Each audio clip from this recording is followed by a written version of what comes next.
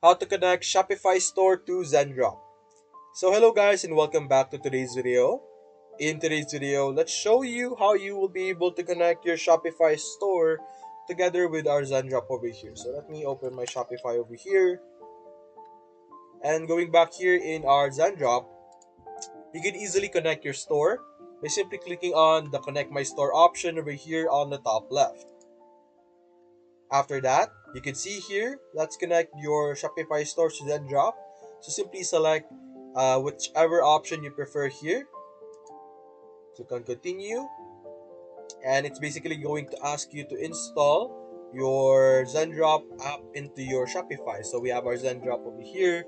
Simply click on authorize. Make sure that you're already logged into your Shopify account. So it just automatically opens it. Click install. Give it a second to load. And we're going to authorize access or authorize the installation. There we go.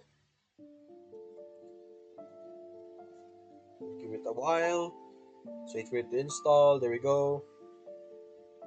And now we have successfully connected our Shopify store together with Zendrop. And now we can simply import all kinds of products from Zendrop to Shopify. So that's basically it guys. If you enjoyed this video, leave a like and subscribe. Thanks for watching.